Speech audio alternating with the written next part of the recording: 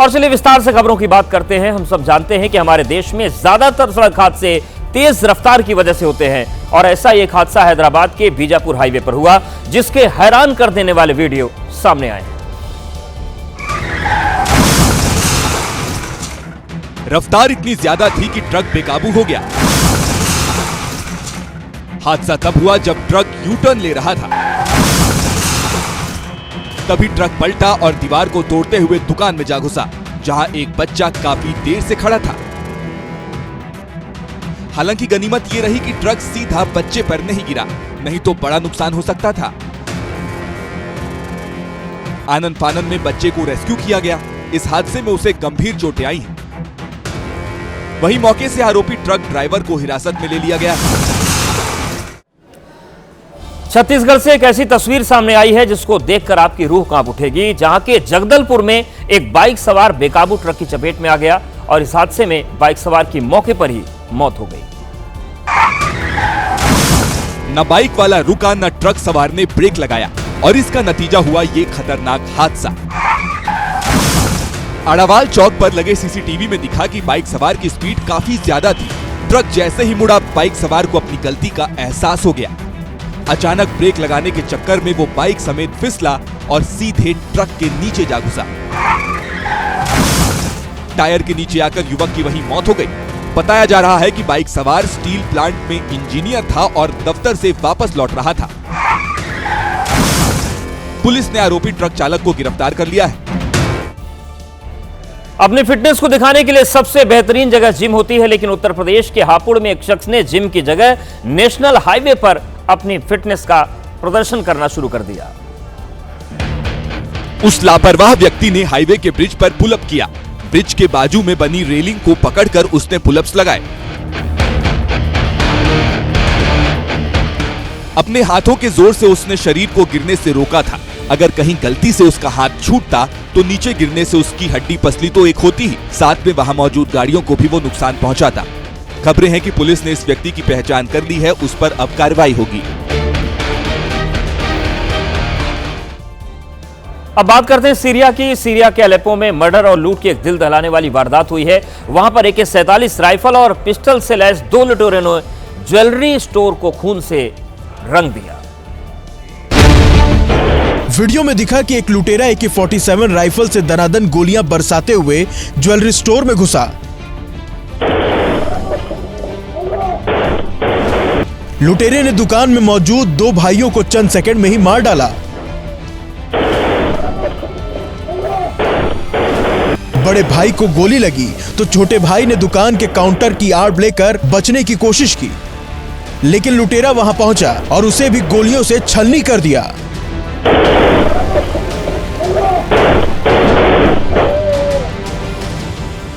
इसके बाद दूसरा लुटेरा दुकान में घुसा और कुछ ही देर में अंदर रखे सोने के गहने और कैश लेकर वहां से निकल गया।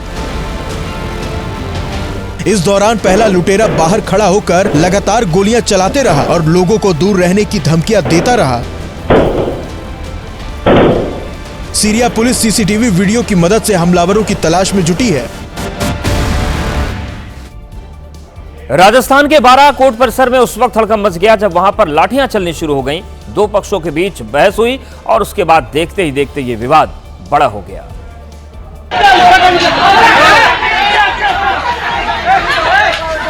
पुरुष तो पुरुष, महिलाएं भी एक दूसरे पर टूट पड़ी। दोनों पक्षों के लोगों ने एक दूसरे को जी भर मारा।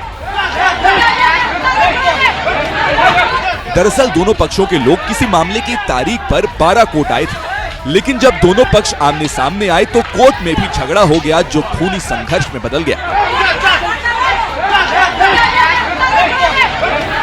वहीं मारपीट देख पुलिस ने तुरंत एक्शन लिया और शांति भंग के आरोप में 11 लोगों को गिरफ्तार कर लिया। उत्तर प्रदेश के सोनभद्र में स्कूल के बाहर छात्राओं के 2 गुटों में मामूली विवाद के बाद मारपीट हो गई और इसका एक वीडियो अब सोशल मीडिया पर तेजी से वायरल हो रहा है।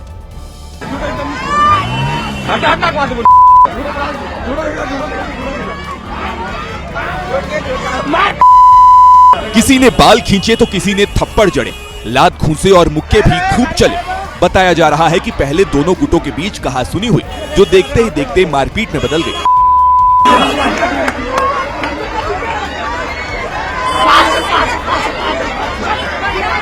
इस दौरान कुछ छात्रों ने छात्राओं का लड़ते हुए वीडियो भी बना लिया। हालांकि बाद में शिक्षकों के दखल के बाद किसी तरह विवाद को खत्म कराया जा सका।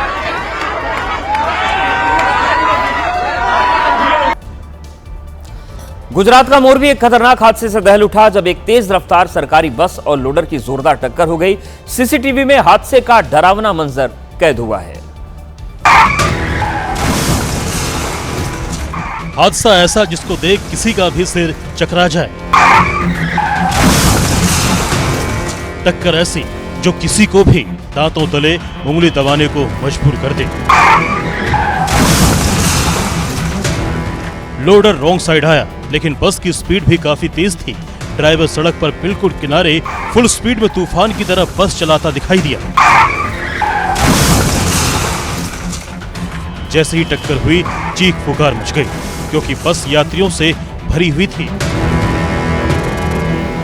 वो तो भला हो, इस खतरनाक और भयानक टक्कर के बावजूद लोडर का ड्राइवर सुरक्षित खड़ा हो गया। पहाड़ों पर सीजन की पहली बर्फबारी शुरू हो गई है। जम्मू कश्मीर और लद्दाख के कई इलाकों में बर्फ की सफेद चादर चढ़ गई है। बर्फबारी ने पहाड़ों की खूबसूरती को बढ़ा दिया है। लेह में सीजन की पहली बर्फबारी हुई तो बच्चों को एडवेंचर करने का एक और मौका मिल गया। कैसा लग रहा है? स्नोफॉल हो गया, कैसा लग रहा है आप लोगों को? बहुत अच्छा लग रहा है, बहुत अच्छा लग रहा है और मजा भी आ रहा है हमको। जम्मू कश्मीर के सोनमर्ग में तो बर्फबारी का लुत्फ उठाने के लिए पर्यटक अपने अपने होटल से बाहर निकल आए और उछल उछल कर बर्फ में खेलने लगे। सोनमर्ग में पिछले कुछ घंटों में इतनी बर्फबारी हुई कि बर्फ की मोटी चादर ने वहां खड़ी कई गाड़ियों को भी ढक लिया। गुलमर्ग की वादियों में तो बर्फ की 6 इंच मोटी परत जम गई, जिसे देखकर दुकानदारों के चेहरे खिल गए। जम्मू कश्मीर के शोपियां में बर्फबारी के कारण मुगल रोड बंद हो गया, जिसमें एक कार सवार फंस गया। यूपी के फिरोजाबाद में रेत लेकर जा रहे एक ट्रैक्टर का कोहराम देखने को मिला है। ड्राइवर ने ट्रैक्टर से अपना नियंत्रण खो दिया और उसके बाद जो कुछ भी सड़क पर हुआ वो रोंगटे खड़े कर देने वाला है।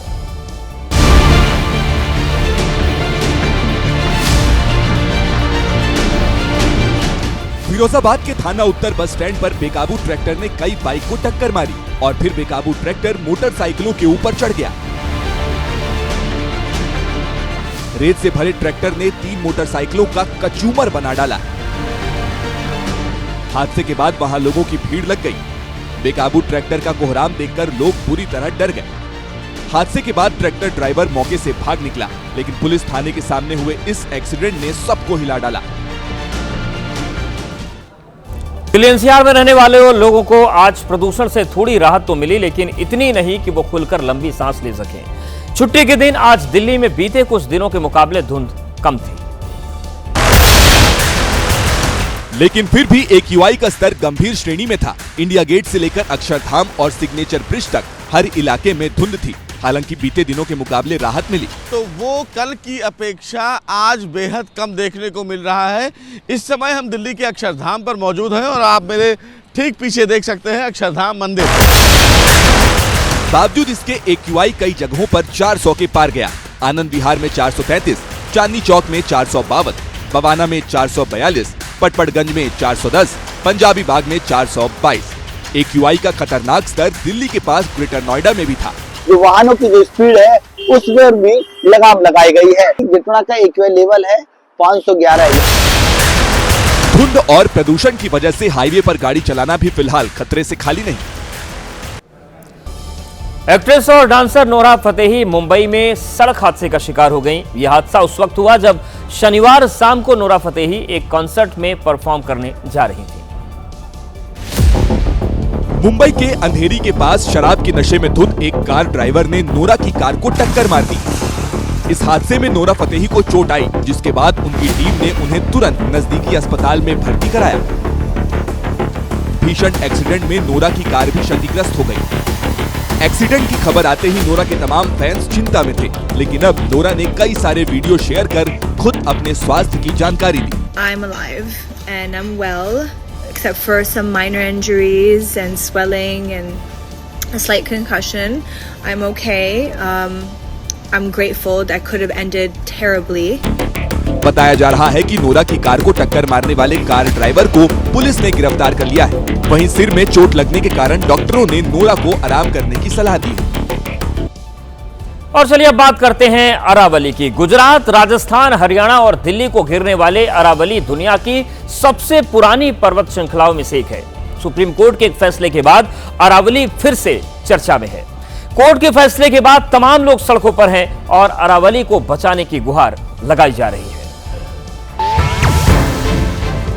हरियाणा सरकार में कैबिनेट मंत्री राव नरबीर सिंह के आवास के बाहर प्रदर्शनकारियों ने बैनर पोस्टर लेकर प्रदर्शन किया। इस दौरान अरावली बचाओ, देश बचाओ के नारे लगाए गए। लोगों ने सरकार से मांग की है कि अरावली को बचाने के लिए ठोस और सख्त कदम उठाए जाएं। अरावली बिकाऊ नहीं है। अरावली आप 50, 100 या 200 मीटर से नहीं डिसाइड कर सकते। पहाड़ पहाड़ है। जो अरावलीज हैं ये जनता के हैं, ये पूरी कम्युनिटी के हैं। ये किसी कॉर्पोरेट के या किसी भी जुडिशरी के डिसीजन पे डिपेंडेंट नहीं है। और इसके ऊपर रोक लगाना, इसके ऊपर पुनर्विचार करना सरकार को भी और सुप्रीम कोर्ट को भी बहुत ही आवश्यक है। प्रदर्शन राजस्थान के उदयपुर में भी हुए। यहाँ वकीलों ने कोर्ट परिसर से जिला कलेक्ट्रेट तक मार्च किया और वहाँ अतिरिक्त जिला मजिस्ट्रेट को राष्ट्रपति के नाम ज्ञापन सौंपा। वहीं राजस्थान के सिरोही में भी 36 कौमों की एक विशेष पंचायत बुलाई गई, जिसमें अरावली पर्वत श्रृंखला के आसपास खनन न करने की चेतावनी दी गई।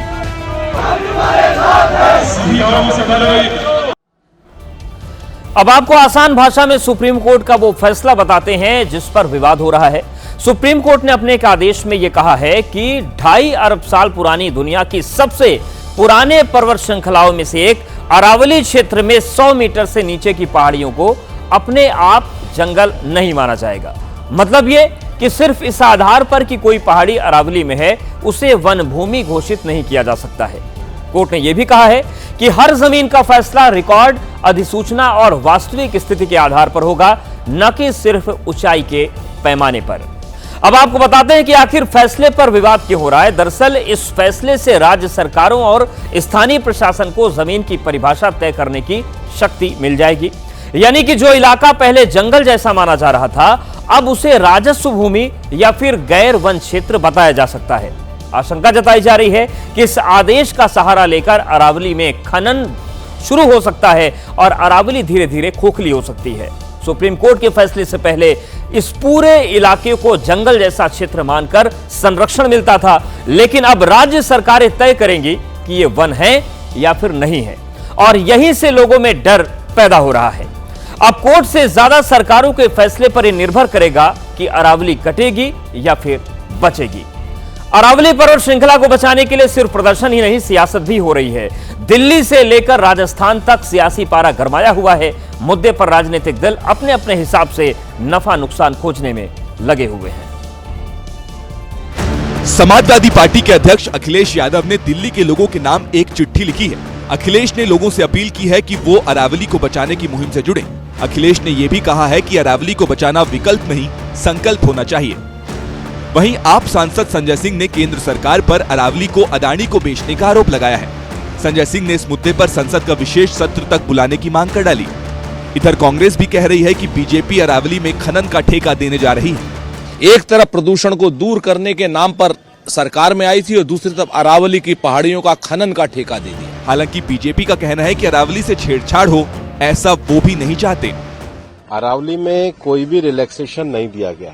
कुछ YouTube चैनल ने और कुछ लोगों ने एक कंफ्यूजन खड़ा कर दिया। जहां तक उसका बॉटम जाएगा वहां से लेके 100 मीटर तक प्रोटेक्शन है, और अगर एक पहाड़ी और दूसरी पहाड़ी के बीच में 500 मीटर का ही गैप है तो वो जमीन भी अरावली रेंज मानी जाएगी। दरअसल विपक्षी दलों की दलील है कि अरावली नहीं बचेगी तो दिल्ली NCR में प्रदूषण का खतरा और बढ़ जाएगा। अब आपको समझाते हैं कि आखिर अरावली पर्वत श्रृंखला इतनी खास क्यों है। अरावली सिर्फ पहाड़ों की एक कतार नहीं है, बल्कि उत्तर पश्चिम भारत में मौजूद एक पर्वत श्रृंखला है जो गुजरात, राजस्थान, हरियाणा और दिल्ली तक करीब 692 किलोमीटर लंबी है। यही नहीं, पर्वतमाला चंबल, साबरमती, लूनी जैसी अहम नदियों का स्रोत यानी कि उद्गम स्थान भी है। यह उत्तर भारत की आखिरी प्राकृतिक ढाल है जो रेगिस्तान और लू के खिलाफ दीवार बनाने का काम करती है। सीधी भाषा में कहें तो दिल्ली एनसीआर में रहने वालों के लिए एक तरह से फेफड़ों का काम अरावली करती है। जानलेवा प्रदूषण को कम करने में भी इस पर्वत श्रृंखला और इसकी तलहटी में मौजूद जो भी तत्व हैं वो बेहद अहम है। जो पेड़ है वो बहुत अहम है। साथ ही इसकी चट्टानें बारिश का पानी जमीन में भेजकर भूजल यानी कि ग्राउंड वाटर को रिचार्ज करने का काम करती हैं और इसीलिए अरावली पर अब इतना बड़ा संग्राम छिड़ा हुआ है। किसी सड़क की मरम्मत होने के बाद माना जाता है कि वो कम से कम कुछ दिन तो टिकेगी, लेकिन छत्तीसगढ़ के अंबिकापुर में नेशनल हाईवे की मरम्मत के बाद अगली ही सुबह वो सड़क उखड़ गई। आरोप है कि मरम्मत के लिए इतनी घटिया मटेरियल इस्तेमाल हुआ कि सड़क के उस हिस्से को सफाई कर्मियों को समेटना पड़ा। जैसे कोई कचरा उठाया जाता है, ठीक उसी तरह से अंबिकापुर में नेशनल हाईवे की सड़क का हिस्सा कचरे वाली गाड़ी में भरकर जा रहा था। रिपेयरिंग के नाम पर यहां डामर और बाजरे की घटिया मिश्रण को रात में फैलाया गया। क्वालिटी इतनी खराब थी कि अगली सुबह उसे सफाई कर्मी हटा रहे थे। जिस नेशनल हाईवे नंबर 43 का ये वीडियो वायरल हुआ, उसे रिपेयर करने के लिए लगभग 6 करोड़ का बजट पास हुआ है। अब 6 करोड़ में भी अगर एक रात तक कोई रिपेयरिंग का काम नहीं टिक पाए तो इससे अधिकारियों और ठेकेदारों पर सवाल क्यों ना उठाया जाए। के बाद स्वागत है आपका। अब बात करते हैं यूपी के आगरा की, जहां पर एक निर्माणाधीन बिल्डिंग की दीवार गिरने से अफरा तफरी मच गई। जिस वक्त यह हादसा हुआ उस वक्त दीवार के नीचे बैठकर लोग अलाव ताप रहे थे, तभी दीवार गिरी और मलबे में 7 लोग दब गए। आप देख सकते हैं गांव के लोग लगे हुए हैं किस तरीके से बड़ी मशक्कत के बाद। हादसे के तुरंत बाद ग्रामीण इकट्ठा हो गए और मिट्टी हटाकर मलबे में दबे लोगों का रेस्क्यू शुरू कर दिया। ग्रामीणों ने फटाफट मिट्टी को हटाकर 7 लोगों को बचा लिया। 7 लोग निकाल चुके हैं गांव वाले लोग, कुछ लोग अभी बाकी हैं, लोग लगे हुए हैं, आप देख सकते हैं। मलबे में दबे लोगों को अस्पताल पहुंचाया गया, जहां 4 लोगों की हालत गंभीर बनी हुई है। वहीं हादसे में घायल होने वाले लोगों के परिजनों का रो रो कर बुरा हाल है। वही दीवार गिर गई। कैसे गिर गई? पता नहीं कैसे गिर गई, पर हम लोग गए तब तक सब लोग दबे हुए थे। घटना की सूचना मिलते ही एसडीएम पुलिस फोर्स के साथ मौके पर पहुंचे और राहत बचाव अभियान तेज किया। तेलंगाना के विकाराबाद जिले में शादी के केवल 8 महीने बाद ही एक पति ने अपनी पत्नी की हत्या कर दी। इस घटना का सीसीटीवी वीडियो भी सामने आया है, जिसमें पति परवेश कुमार अपनी पत्नी अनुषा से मारपीट करता हुआ दिख रहा है। परवेश ने पहले अपनी पत्नी अनुषा को थप्पड़ मारा, फिर जोरदार लात मारी। पड़ोस की एक महिला परवेश को रोकती रही, लेकिन परवेश नहीं मारा। दहेज लोभी परवेश एक डंडा उठाकर लाया और अपनी पत्नी के सिर पर 6 वार किए। इस हमले के बाद अनुषा बेसुध पड़ी रही। बाद में अनुषा को अस्पताल ले जाया गया, लेकिन डॉक्टरों ने उसे मृत घोषित कर दिया। और इस वक्त की बड़ी खबर का रुख करते हैं। विकसित भारत जी राम जी विधेयक अब कानून बन गया है। राष्ट्रपति द्रौपदी मुर्मू ने जी राम जी विधेयक को मंजूरी दे दी है। राष्ट्रपति की मंजूरी के बाद जी राम जी बिल कानून बन गया है। तो इस सत्र में सबसे ज्यादा जो सियासी विवाद खड़ा हुआ इसी को लेकर खड़ा हुआ था, लेकिन अब बड़ी खबर ये आ रही है कि विकसित भारत जी राम जी विधेयक कानून बन चुका है। बिहार के मुख्यमंत्री नीतीश कुमार की हिजाब वाली कंट्रोवर्सी जारी है और अब जेडीयू के सहयोगी दल बीजेपी के नेता सुनील भराला ने सीएम नीतीश कुमार की हरकत पर सवाल उठा दिया है। महिला डॉक्टर का हिजाब हटाने के मामले पर पूर्व राज्य मंत्री सुनील भराला ने कहा कि नीतीश मुख्यमंत्री के पद पर हैं। उनको स्वयं ये काम नहीं करना चाहिए था। किसी भी लड़की के गाल पे हाथ लगा करके उसके हिजाब को खींच करके नहीं करना चाहिए। आरजेडी ने भी नीतीश कुमार पर भावनाओं को आहत करने का आरोप लगाया। न्याय और न्याय का तकाजा यह है कि आप इसके लिए खेद प्रकट करें। वहीं नीतीश कुमार जब पटना से दिल्ली पहुंचे तो एबीपी न्यूज ने इस मामले को लेकर उनसे सवाल किया। नीतीश जी, क्यों महिला डॉक्टर का हिजाब खींचना पड़ा सर? माफी मांगेंगे सर? नीतीश जी माफी मांगेंगे? इस सवाल का नीतीश कुमार ने कोई जवाब नहीं दिया और दिल्ली एयरपोर्ट से चले गए। अगर आप ट्रेन से यात्रा करने की योजना बना रहे हैं तो यह खबर आपके लिए बेहद जरूरी है। भारतीय रेलवे ने यात्री किराए में बदलाव की घोषणा कर दी है, जो 26 दिसंबर से लागू होगा। अब 215 किलोमीटर से ज्यादा का सफर करने वाले यात्रियों को हर किलोमीटर के लिए 2 पैसे अतिरिक्त चुकाने होंगे। वहीं एसी क्लास में अगर आप सफर 215 किलोमीटर से ज्यादा करते हैं तो फिर किराया 2 पैसे प्रति किलोमीटर बढ़ेगा। मेल एक्सप्रेस की नॉन एसी ट्रेनों में 2 पैसे प्रति किलोमीटर की बढ़ोतरी होगी। रेलवे का अनुमान है कि इस बदलाव से उन्हें सालाना 600 करोड़ रुपए की अतिरिक्त कमाई होगी। हालांकि अच्छी खबर यह है कि 215 किलोमीटर से कम दूरी की यात्रा करने वालों को और मंथली सीजन जो टिकट होल्डर हैं उनके यात्रा दर में कोई बदलाव नहीं किया गया है। तो ये पूरी तस्वीर है और ये जो बढ़ोतरी है ये 6 महीने में दूसरी बार की गई है। मध्य प्रदेश के ग्वालियर में गिट्टी से भरे एक डंपर ने एक बुजुर्ग की जान ले ली। वैसे तो अक्सर हादसे होते रहते हैं, लेकिन ये हादसा जिस तरह से हुआ उसे देखकर आप भी हैरान रह जाएंगे। इन डरावनी तस्वीरों को देख किसी की भी सांसें फूल जाएं। 90 साल के बुजुर्ग अपने घर के बाहर धूप सेक रहे थे, तभी अचानक हुए इस हादसे में उनके दिल की धड़कन हमेशा के लिए बंद हो गई। बताया जा रहा है कि बुजुर्ग के घर के बगल में निर्माण कार्य चल रहा है, जहां गिट्टी से भरा डंपर आया था। डंपर का टायर एक गड्ढे में फंसा और फिर वो बेकाबू होकर पलट गया। हादसे से ठीक पहले बुजुर्ग ने बचने की पूरी कोशिश की, लेकिन जब तक वो कुछ कर पाते, गिट्टी से भरा भारी भरकम डंपर उनके ऊपर पलट चुका था। हादसे के बाद डंपर का ड्राइवर फरार हो गया। डंपर जब्त कर पुलिस आरोपी ड्राइवर की तलाश में जुटी है। हार्ट अटैक से मौत का सिलसिला थमने का नाम नहीं ले रहा है। ताजा तस्वीर उत्तर प्रदेश के बुलंदशहर से आई, जहां एक युवक की हार्ट अटैक से मौके पर ही मौत हो गई। बेटी को स्कूल छोड़ने आए पिता को क्या पता था कि अब उसका जिंदगी के साथ हमेशा के लिए छूटने वाला है। ई रिक्शा में सवार होकर बेटी को छोड़ने आए युवक उतरा, एक हाथ में बैग और दूसरे हाथ में बेटी की उंगलियां। लेकिन जैसे ही बेटी को स्कूल के गेट पर पिता ने छोड़ा, उसके सीने में दर्द हुआ, बेचैनी हुई और वो वहीं जमीन पर बैठ गया। स्कूल प्रशासन उसे अस्पताल लेकर पहुंचा, जहां डॉक्टरों ने उसे मृत घोषित कर दिया।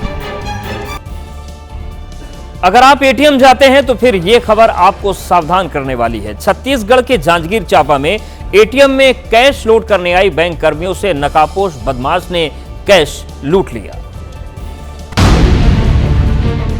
महिला कर्मी अपने काम में जुटी ही थी, लेकिन घात लगाए कोई इनको देख रहा था। पूरी प्लानिंग के साथ अचानक नकाबपोश बदमाश दरवाजा खोलकर अंदर घुसा। बैंक कर्मी कुछ समझ पाती उससे पहले ही लुटेरे ने दोनों महिलाओं की आंखों में मिर्ची स्प्रे डाल दिया।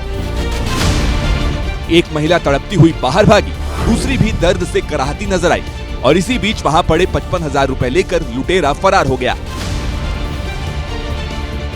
चोरों ने कुछ सेकंड में ही लूट की सनसनीखेज वारदात को अंजाम दे दिया।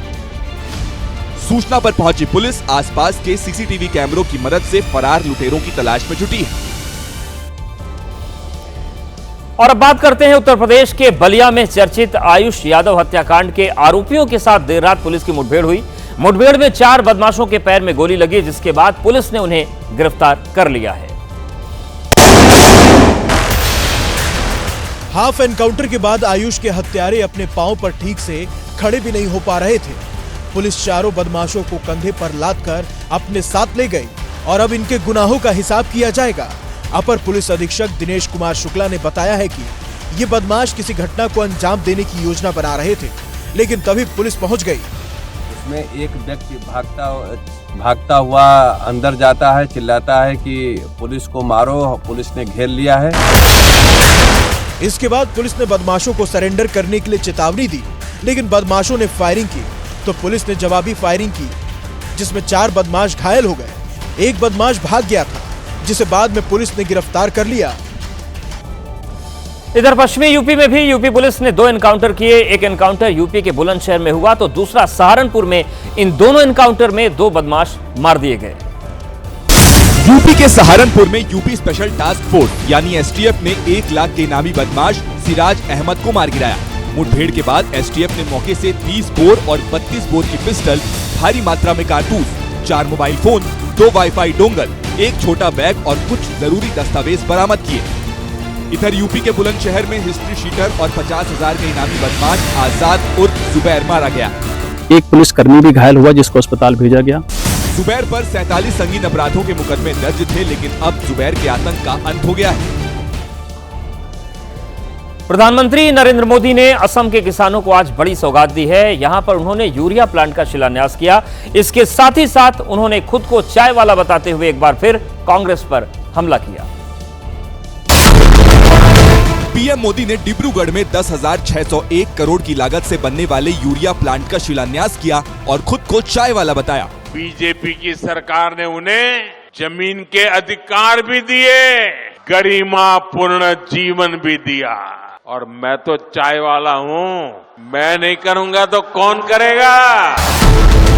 असम से पीएम ने घुसपैठियों के मुद्दे पर भी कांग्रेस को घेरा। ये लोग असम के जंगल जमीन पर उन बांग्लादेशी घुसपैठियों को बसाना चाहते हैं, जिनसे उनको वोट बैंक मजबूत होता है। आप बर्बाद हो जाए, उनको इनकी परवाह नहीं है। पीएम ने बताया कि जब पुतिन भारत आए थे तो उन्होंने पुतिन को असम की ब्लैक टी गिफ्ट की थी। उत्तर प्रदेश के झांसी में उस वक्त हड़कंप मच गया जब एक प्लास्टिक स्क्रैप फैक्ट्री में भीषण आग लग गई। आग इतनी भयानक थी कि करोड़ों का सामान जलकर धुएं में उड़ गया। देखते ही देखते चिंगारी ज्वाला बन गई और हर तरफ आग की लपटें दिखने लगी। काले धुएं ने पूरे इलाके में अतिक्रमण कर लिया। आग इतनी तेजी से फैली कि कोई कुछ समझता, कुछ करता उससे पहले ही पूरी फैक्ट्री को आग ने अपनी चपेट में ले लिया था। सूचना पाकर फायर ब्रिगेड की 1 दर्जन से ज्यादा गाड़ियां पहुंची। आग बुझाने की कोशिश शुरू हुई, लेकिन आग थी जिसने बुझने का नाम ही नहीं लिया। 50 से अधिक टैंकर और 5 घंटे की मशक्कत के बाद जब तक आग बुझी, प्लास्टिक स्क्रैप फैक्ट्री में रखा 3 करोड़ से ज्यादा का माल जलकर खाक हो चुका था। गोवा के मडगांव से हादसे का एक ऐसा वीडियो सामने आया है जिसको देखकर आपकी रूह कांप उठेगी, जब एक बेकाबू कार ने सड़क किनारे खड़ी कई गाड़ियों को जोरदार टक्कर मार दी।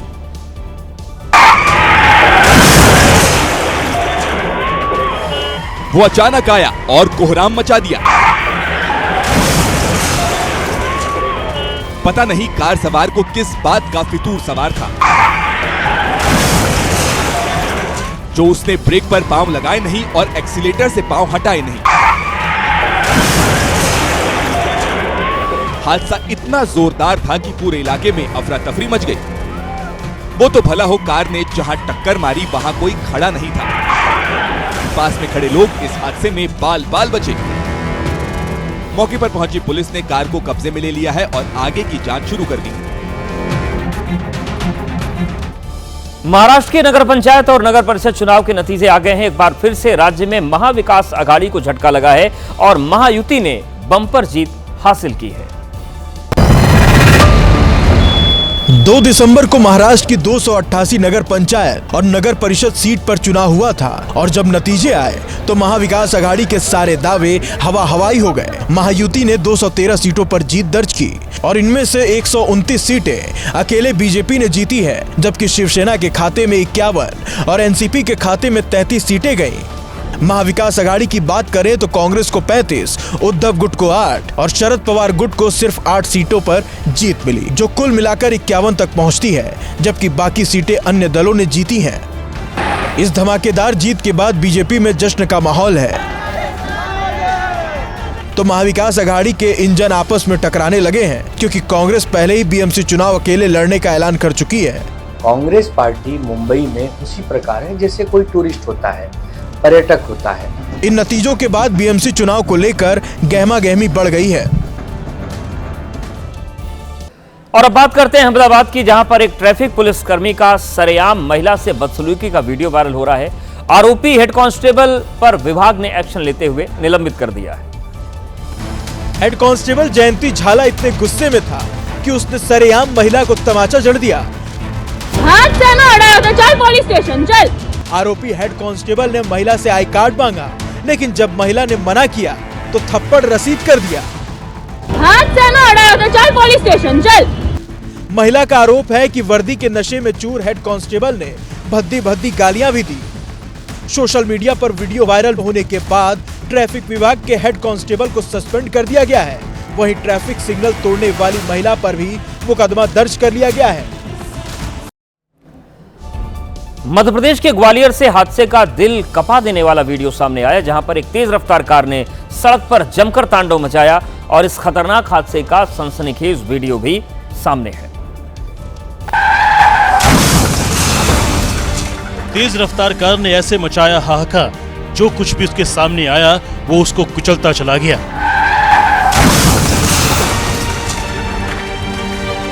सीसीटीवी में जो कुछ कैद हुआ वो डरावना है। पता नहीं ड्राइवर के दिमाग में क्या सूझा जो उसने पहले ई रिक्शा में टक्कर मारी। टक्कर इतनी जोरदार थी कि किनारे खड़ी कार भी उसकी चपेट में आ गई। इतने में भी वो नहीं रुका। इसके बाद सड़क पार करते बुजुर्ग को अपने बोनट पर घसीटता चला गया। आगे जाकर बेकाबू कार एक घर में जा घुसी। इस हादसे में कार सवार को भी गंभीर चोट आई है।